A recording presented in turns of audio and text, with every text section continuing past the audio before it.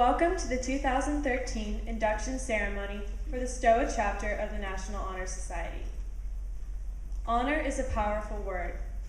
Its dictionary definition includes the following attributes: high regard and respect, a keen sense of right and wrong, an adherence to principles considered right, integrity, and in British universities, an award for scholarly distinction.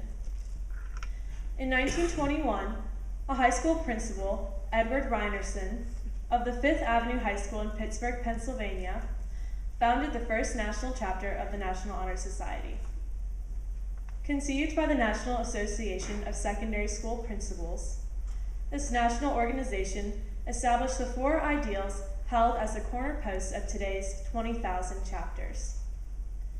The founding principles desired to honor students who exhibited scholarly enthusiasm, give service to school, community, and others, demonstrate leadership and responsibility, and maintain favorable character. The founding high school principals conceived an inclusive definition for honor, a definition that finds life in its inducted membership. The Father Ryan High School chapter of the National Honor Society follows proudly these founding ideals.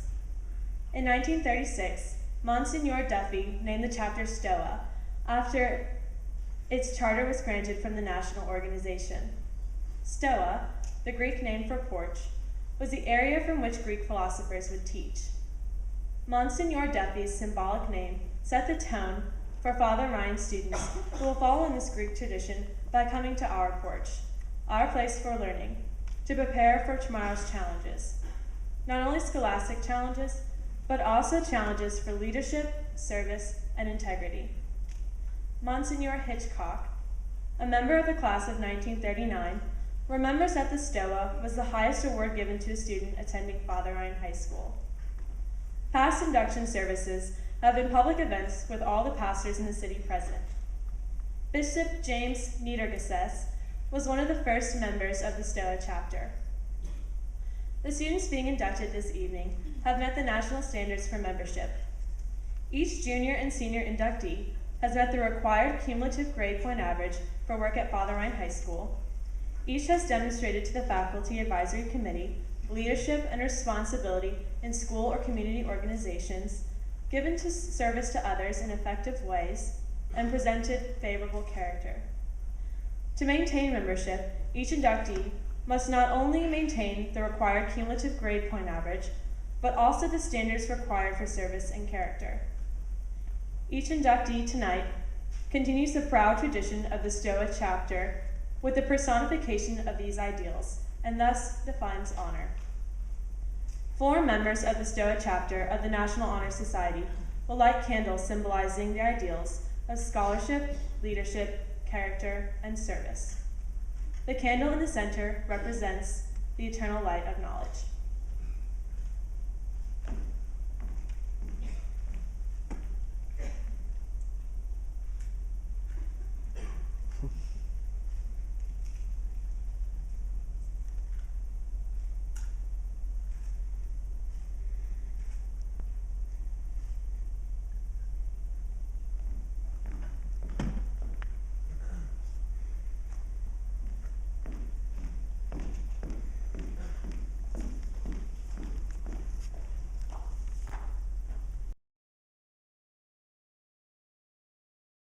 Jonathan Cook.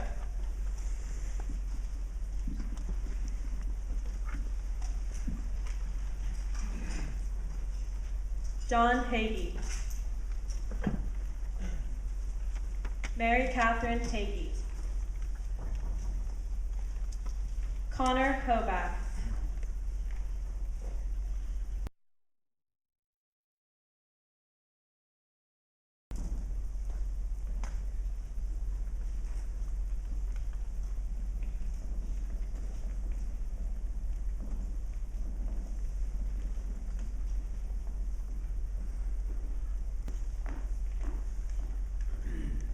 Please recite the pledge.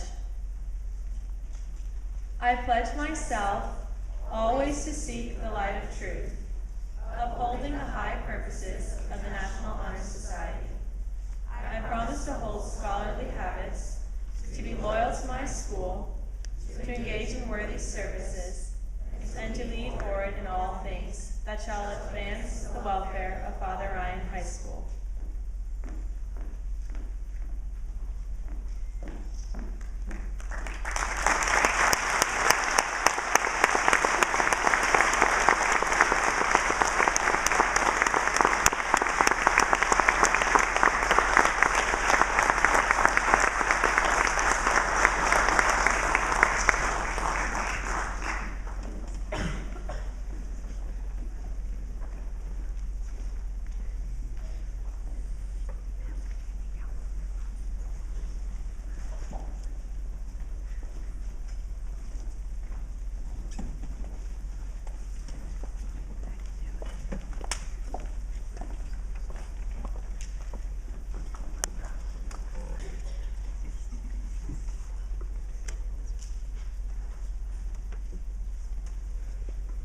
Tonight we are honored to have with us R.A. Dickey.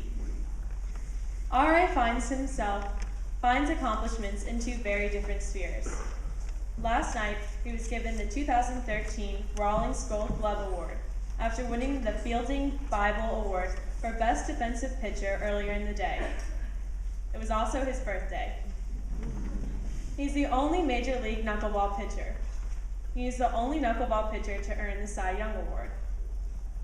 However, his humanitarian efforts, which include climbing Mount Kilimanjaro to raise awareness and funds for an organization which helps victims of human trafficking in India, and his literary ventures, which include a New York Times best-selling work, Wherever I Wind Up, speaks to his poetic vein. Wherever I Wind Up earned a Junior Literary Guild Selection title. 2 children's books are in the works. Knuckleball Ned is slated for publication this spring. R.A. has also written for the New York Times and the Daily News. Both are prominent New York newspapers. In his own words, R.A. writes of the knuckleball. Knuckleball. Infield dirt compacted between my hands. Granules of soil, sand, and clay stain the trenches of my weathered skin. A drop of saliva. The perfect recipe for feel between skin and leather. The grip ensues and then release. A dirty gray moth attempts flight on a windy beach. Free from order or rules, alighting victorious on a welcoming reed.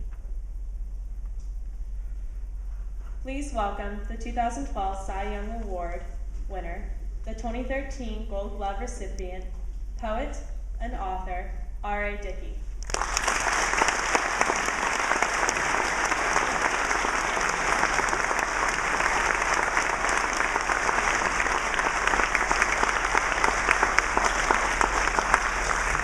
Thank you for that sweet introduction.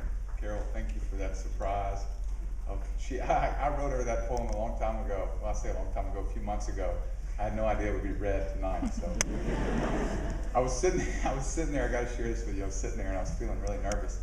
And look, I've pitched in front of a lot of people before, and I usually don't get very nervous at all. But the last time I was with Carol Brewer in an auditorium with St. Cecilia Fine Arts Day, 1986. And she had submitted a poem that I wrote, unbeknownst to me, into the St. Cecilia Fine Arts Day. And we were sitting together there, and I was like, why am I even here? I didn't even know. She told me to come, and my name was read off as the winner. So, Carol, I never formally thanked you for that. That was the start for me of an appreciation for the written word, really. There's something very permanent, I feel, about the written word, and it was something that I learned in Carol's class at MBA. And yes, I went to MBA, and a long time ago that there was a rivalry there, but as you can see, I've got a purple tie on tonight. And purple socks. So tonight, I'm Irish, okay?